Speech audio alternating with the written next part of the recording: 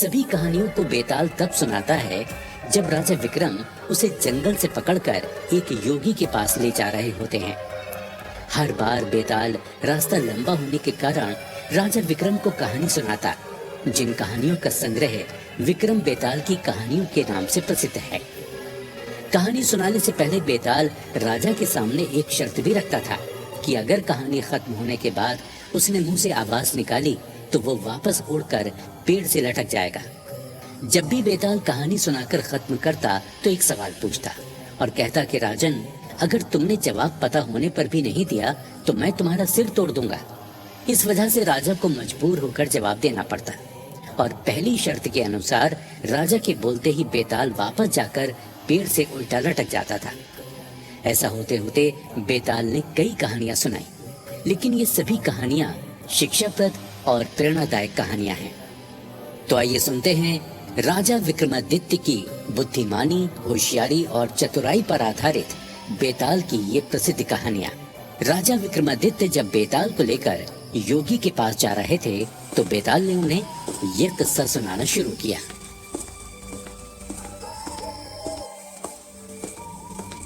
तुझे अपनी शर्त अच्छी तरह याद है राजन? अगर तू रास्ते में बोलेगा तो मैं वापस लौटकर पेड़ पर चढ़ जाऊंगा। लेकिन हाँ, इतना लंबा रास्ता कटेगा कैसे? अच्छा चल, मैं तुझे एक कहानी सुनाता हूँ। शेखर नाम का राजा राज किया करता था। राजा अपने दीवान अभयचंद्र को बहुत मानता था, उसकी हर सलाह पर अमल करता था। एक दिन राजा ने अपने दीवान की सलाह पर एक नया नियम बनाया। नगर में आज से एक नया कानून प्रभावी हो रहा है। आज के बाद कोई भी नगरवासी मंदिर में अधिक देर तक पूजा नहीं करेगा। गोदान आदि पर रोक लगाई जाती है। महाराज गुणशेखर की जय हो। महाराज गुणशेखर की जय हो। दीवान जी, पूरे नगर में घोषणा करवा दो, आज के बाद जो भी नागरिक नए कानून को तोड़ता पाया जाएगा उसका सब कुछ छीनकर उसे नगर से निकाल दिया जाएगा। राजा गुणशेखर का नया कानून नागरिकों की आस्था पर प्रहार था। प्रजा नया कानून सुनकर व्याकुल हो उठी। प्रजा जानती थी इस कानून के पीछे दीवान का हाथ है, किंतु राजदंड के भय से प्रजा मन महसूस कर रह गई। एक दिन दीवान ने राजा को परामर्श दिया। महाराज, अगर कोई किसी को दुख पहुंचाता है या उसके प्राण लेता है, अधर्म करता है, तो भी जीवन मरण के बंधन से मुक्त नहीं हो पाता। वो बार बार जन्म लेता है और मरता है, फिर जन्म लेता है। ये क्रम चलता रहता है। जी दीवान जी, इसमें तो कोई संदेह नहीं है। महाराज, मनुष्य जन्म मिलना बड़े सौभाग्य की बात है। मनुष्य जीवन पाने पर अधर्म नहीं, धर्म बढ़ाने पर चिंतन करें, उसे अपनाएं। वाह दीवान जी, बड़े ही उत्तम विचार हैं आपके, हम प्रसन्न हुए। महाराज, मनुष्य को हाथी से लेकर चींटी तक सबकी रक्षा करनी चाहिए।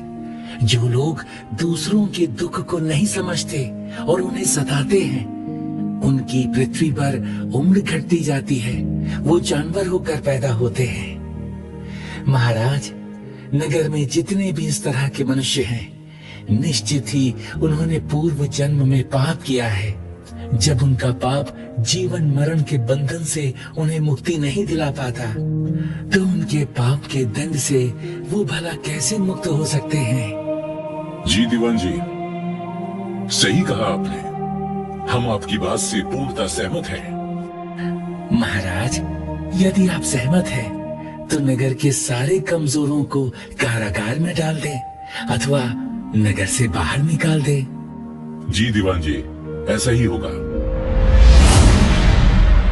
तो राजन, दीवान जो भी कहता, राजा गुणशेखर वैसा ही करता। प्रजा त्राही त्राही करने लगी। एक दिन राजा गुणशेखर की मृत्यु हो गई। राजा गुणशेखर की मृत्यु के बाद उसके बेटे धर्मराज का राज्याभिषेक हुआ। धर्मराज राजा की गद्दी पर बैठा। प्रजा ने नए राजा से दीवान की शिकायत की। राजा दीवान पर बहुत क्रोधित हुआ। नए राजा ने दीवान को नगर से बाहर निकाल दिया। प्रजा प्रसन्न हो गई। राजन, नए राजा धर्मराज के 3 रानियां थी, इंदुलेखा, तारावली और पद्मावती। एक दिन राजा तीनों को साथ लेकर बाग में घूमने गया। राजा इंदुलेखा पर रीझ गया और उसके बालों को सहलाते हुए बड़े अनुराग से बोला, प्रिय, आज तुम्हारा रूप अद्भुत अनुपम लग रहा है। ओह, तुम्हारे बालों में लगा पुष्प मेरे हाथ से टकराकर तुम्हारे पैरों पर गिर पड़ा है। क्या हुआ? पुष्प के पैर पर गिरने से पैर पर गहरा घाव हो गया है। क्या ये सब मेरा दोष है? मुझे तुम्हारे शरीर की कोमलता का ध्यान ही नहीं रहा और भूल से मेरा हाथ बालों में लगे पुष्प से टकराया। ये सब मेरा दोष है।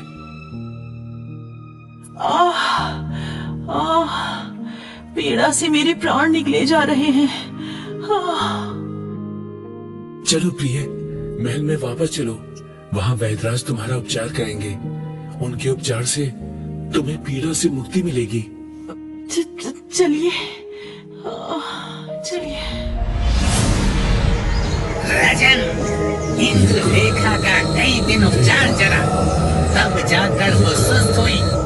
एक दिन बाद रानी तारावली ऊपर खुले में सो रही थी। आसमान में चांद निकला। चांद की चांदनी से तारावली के शरीर पर ओले पड़ गए। राजन, तारावली भी कई दिनों के उपचार के बाद ही पूरी तरह से स्वस्थ हो पाई। इसके अगले दिन किसी के घर में मूसल से धान कूटने की आवाज आई। आवाज होते ही रानी पद्मावती के हाथ में छाले पड़ गए और काफी उपचार के बाद ही पद्मावती के हाथ के छाले ठीक हुए।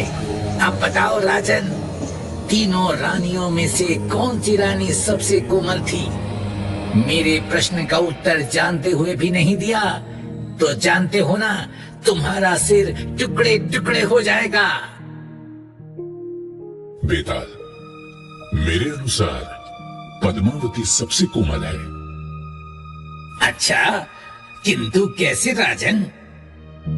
बेताल, इंदुलेखा और तारावली के घाव और फफूले पुष्प के गिरने और चांद की चांदनी के छूने से हुए, किंतु पद्मावती ने मूसल को छुआ भी नहीं और उसके हाथ में छाले पड़ गए।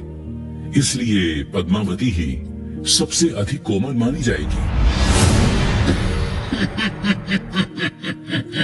वाह राजन वाह, एक बार फिर से तुमने अपने उत्तर से मेरा हृदय जीत लिया। किंतु तुम्हें मौन तोड़ना पड़ा और तुम जानते हो मैं अब क्या करूंगा। मैं